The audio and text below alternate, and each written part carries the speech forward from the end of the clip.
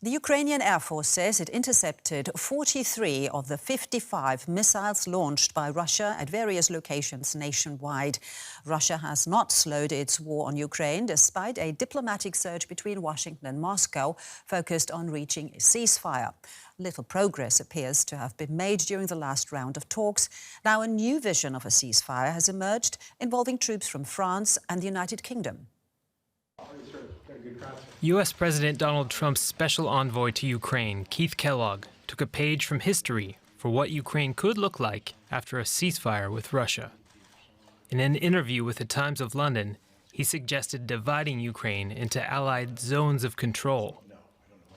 Under this plan, British and French forces would be stationed to the west of the Dnipro River in a defensive posture, with the intent of not provoking Moscow. A difficult part of the plan for Ukraine to swallow would be Russia's control over occupied Ukrainian territory. Kellogg said Ukraine could look like, quote, what happened with Berlin after World War II, when the city was divided into different zones. Russian Minister Sergei Lavrov said Moscow would not accept troops from NATO member states under any conditions. Keith Kellogg, by the way, yesterday said that why don't we divide Ukraine like we divided Berlin after World War II? My question is to them. You mean you want to have peacekeepers to keep the same regime which is now headed by Zelensky? In a sign of dissatisfaction with the slow progress towards a ceasefire, Donald Trump posted on his Truth Social platform saying, Russia has got to get moving. The White House press secretary underlined the president's frustration. The president has been quite clear that he's been continually frustrated with both sides of this conflict, and he wants to see this fighting end. He wants the war to end. Ukrainian President Vladimir Zelensky has welcomed efforts toward a security guarantee for Ukraine. But while plans for a future peace are outlined, Russian attacks on Ukraine continue, as Russia prioritizes drone and missile strikes over diplomacy. And joining us now is Rudik, Ukrainian MP and head of the Holos party, a liberal and pro-European political party that was founded in 2019. So very good to have you with us here on DW. So Kira, let's first start with a proposal. The proposal that implies that Ukraine may have to cede some of its eastern territories currently occupied by Russia. Is this an acceptable way forward? Monica, I would like to reframe the question. So everybody is talking about what Ukraine should give up, or like, would Ukraine agree to cede some territories, etc. But nobody is answering the most important question that President Zelensky has asked multiple times as well.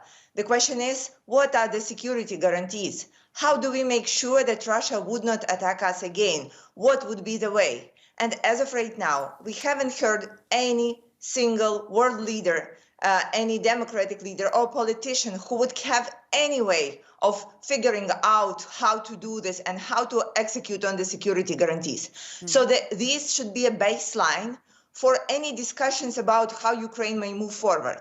And instead, everybody's trying to figure out, like, okay, what you are ready to give up, and then we will think what can happen next. Look, as of right now, we are fighting for our survival every single day. We are a democratic country with our territorial integrity and sovereignty, and we are not ready to give up on any territories, right?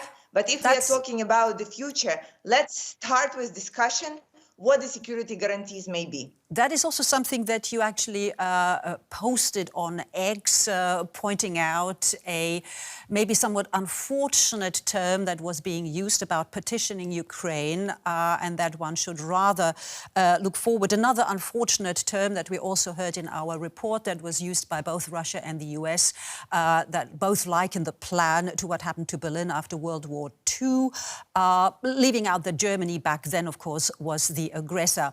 Now, the US General Kellogg stressed that he was not referring to petitioning Ukraine, but that it's rather about establishing zones of control. That could be some kind of security guarantee, could it?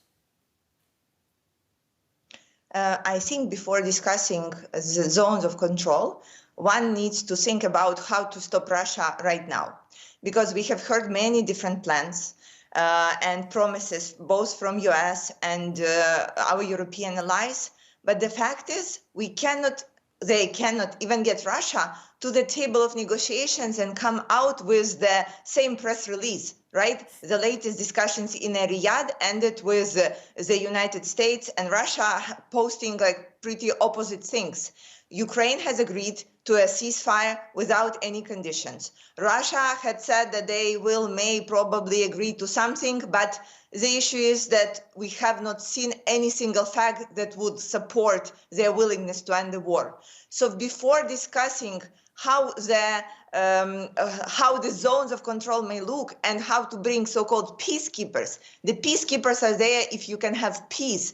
Right now, there is no peace.